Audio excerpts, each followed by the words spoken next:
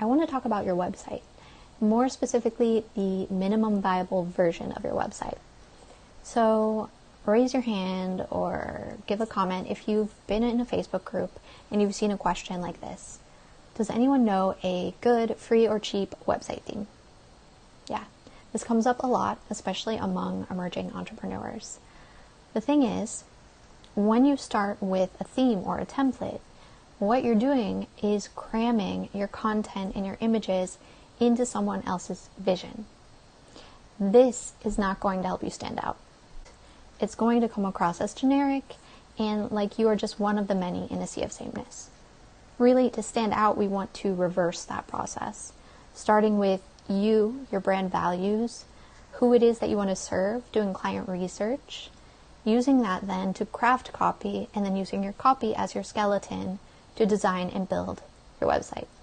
And you can do this, the good news, in a minimum viable version of your website. It doesn't need to take a lot of pages or a lot of time.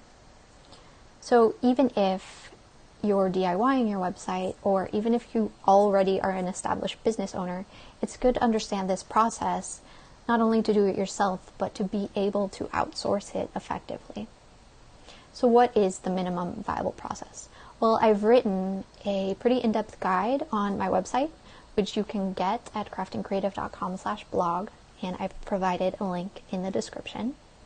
But essentially, it comes down to 4 things that your website absolutely must do. The first thing, it needs to let people know who you serve, what you do, and how you are different when they land on your site.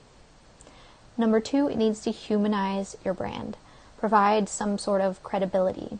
So you can do this by first having a professional photo of yourself on your site and adding in those trust markers like logos of publications that you've been featured in, or client or peer testimonials, or talking about your credentials if that's relevant.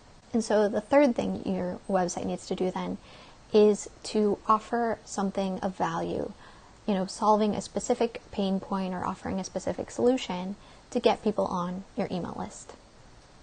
Now let's pause here for a second, because I think as service-based entrepreneurs, oftentimes we think, maybe we don't need email lists. The thing is, services tend to be of a higher price point than courses or products. And so it can take longer to develop that know-like trust that a person needs in order to commit to becoming a client. And so an email list is a great way to nurture that relationship for the 6 or 9 or 12 months that it may take for someone to feel comfortable buying from you. And so it's a good practice to start, especially when you're just starting to build your website, so that you have that, so you can start building those relationships. And then you're not just relying on referrals for all of your clients. That was step number 3. Step number 4 then, the final step of what your minimum viable website needs to accomplish, is to excite people about your paid offer and give them an easy way to buy it, book it, or apply for it. This means you only need 2 pages for your minimum viable website. You need a long form homepage, and if you've taken my free homepage blueprint masterclass, then you know exactly how to write, design, and build that. And you need a sales page. And stay tuned for my upcoming group program where I teach not only a sales page, but the entire 5-page framework for service-based entrepreneurs. So with those 2 pages alone, integrated with your email marketing strategy, you actually have a minimum viable version of your website that's going to work with you and going to allow you to grow to that next level when maybe you do hire a professional. The final thing I did want to say about websites and designing your own websites that I see coming up a lot is people get concerned or worried about the platform they're using. WordPress, Squarespace, Wix, Weebly, Webflow. Here's the thing. It doesn't matter which platform you choose. What matters is, number 1, it has the functionality that you need for your business. And ask yourself, do you really need that, or do you just think you need it because you saw it on someone else's website? Okay, I'm going to leave it there. Number 2, you need to feel confident and comfortable using it and learning how to use it.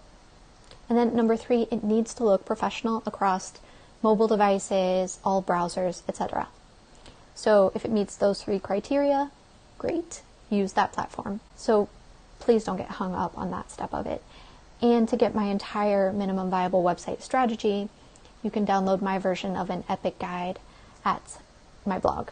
Sorry, you can't download it. It's just available on the blog to read at craftingcreative.com. And again, I've linked to that in the description. So if you come up with any questions, any resistance around building or designing your website, please do drop it in a comment, because I'd love to talk this through with you more. This is something that I'm really passionate about, getting people over that resistance that's coming up around platforms and tech and all the things that they think they need, and just getting them to that standout website that really does make a difference for their business.